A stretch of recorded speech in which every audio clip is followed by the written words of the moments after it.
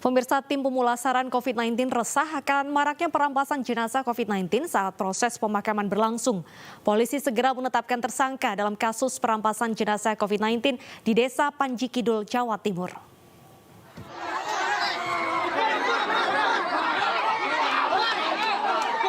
Dalam video amatir, puluhan warga mengambil paksa peti yang berisikan jenazah berstatus positif COVID-19. Perampasan ini terjadi di Desa Panji Kidul, Kabupaten Situbondo, Jawa Timur pada Rabu kemarin. Pada insiden tersebut, mobil ambulans Rumah Sakit Abdur Rahim Situbondo sempat diamuk dan nyaris dirusak massa. Maraknya perebutan jenazah COVID-19 membuat resah tim pemulasaran. Untuk keselamatan dari teman-teman tim, terutama driver ambulan dan yang mendampingi ke lokasi. Kami sebelum berangkat sudah kita koordinasikan dengan pihak kepolisian, pihak TNI, terutama yang ada di lokasi, dan juga awal dari pihak keluarga yang di rumah sakit juga kooperatif ke kita. Makanya kita juga tidak menyangka akan terjadi seperti itu. Sementara itu, pihak kepolisian Situbondo telah melakukan pemeriksaan kepada sejumlah saksi. Ya 3 bisa bertambah nanti. Sekarang masih bertambah ya, sambil menunggu usapnya ya. Ya nanti itu kita tunggu perkembangannya lah, nanti akan kami kabari lagi. Yang penting polisi sudah melakukan upaya hukum, jangan sampai masyarakat mengulangi lagi perbuatan seperti itu. Nantinya, pihak kepolisian akan segera menetapkan tersangka dalam kasus perampasan dan perusakan peti jenazah COVID-19 di Desa Panji Kidul, Jawa Timur. Dari Situbondo, Jawa Timur, Rizky Amirul, iNews melaporkan.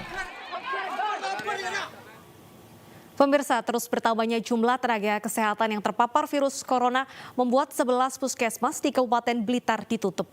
Untuk tetap bisa melayani masyarakat, penutupan puskesmas dilakukan secara bergiliran selama 3 hari.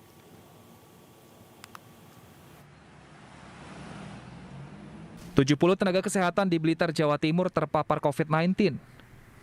Umumnya tenaga kesehatan yang positif adalah yang bekerja di puskesmas. Rata-rata dalam puskesmas terdapat 3-9 orang yang positif. Sebagian isolasi mandiri dan lainnya dirawat di rumah sakit. Hal ini pun mengakibatkan 11 puskesmas ditutup sementara. Memprihatinkan ya, karena jumlah yang terpapar ini kok ya banyak sekali. Kalau di total mungkin ya sekitar, kalau di rata-rata sekian ya mungkin sekitar 70 orang semua seluruh kabupaten. Ya memang otomatis pelayanan jadi sedikit terhambat ya. Pemerintah daerah membuat sistem buka tutup puskesmas yang dilakukan bergantian selama 3 hari. Tujuannya agar tenaga kesehatan tetap bisa melayani masyarakat yang membutuhkan dan vaksinasi COVID-19 bisa tetap dilanjutkan.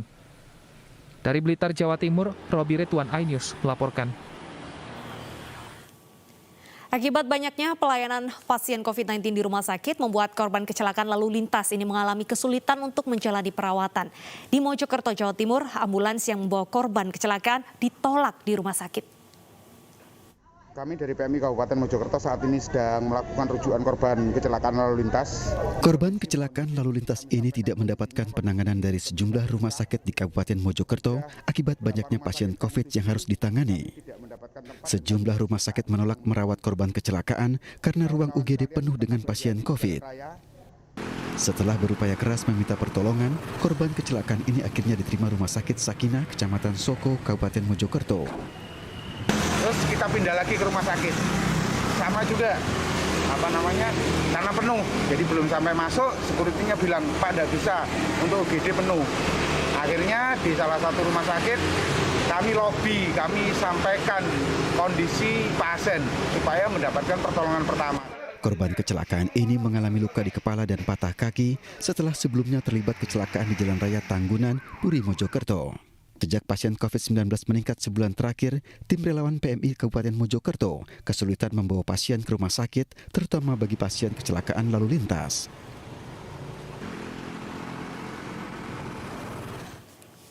Kementerian Pariwisata dan Ekonomi Kreatif bersama MNC Peduli dan juga pihak swasta menggelar sentra vaksinasi di kawasan MNC Kebon Siri, Jakarta Pusat. Sentra vaksinasi ini dibuka untuk masyarakat umum dengan batas usia dimulai dari 12 tahun hingga lansia. Sentra vaksinasi digelar sejak pukul 8 hingga 15 waktu Indonesia Barat. Penyuntikan pertama vaksin Sinovac akan dimulai sejak tanggal 23 hingga 27 Juli 2021, sementara penyuntikan kedua akan dilaksanakan pada 20 hingga 24 Agustus mendatang. Warga yang ingin divaksin bisa mendaftarkan diri melalui aplikasi Mr. Aladin atau Traveloka untuk memilih hari dan jam kedatangan. 6.000 kuota disiapkan untuk masyarakat umum yang belum menerima vaksin. Hingga siang hari ini pemirsa, puluhan warga ibu kota sudah memadati area sentra vaksinasi. Sebelum divaksin, warga akan melalui pemeriksaan suhu tubuh dan juga screening kesehatan. Antrian vaksin juga diatur berjarak agar tidak memicu kerumunan.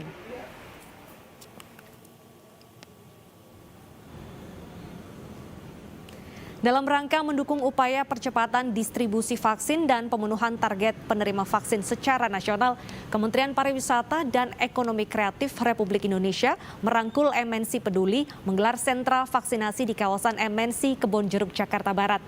Dimulai sejak pukul 9 pagi, sentra vaksinasi di lapangan bola MNC Studios sudah dipadati antrian dan pendaftaran, pengisian data, screening, dan penyuntikan vaksin hingga observasi.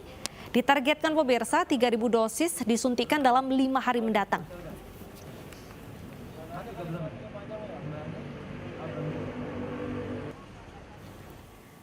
Sementara itu pemirsa, pedangdut Via Valen antusias mengikuti vaksinasi yang digelar di Graha MNC Surabaya, Jawa Timur.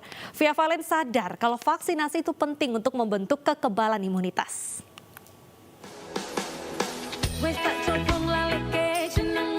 Pelantun tembang Sayang, Via Valen antusias nih mengikuti vaksinasi.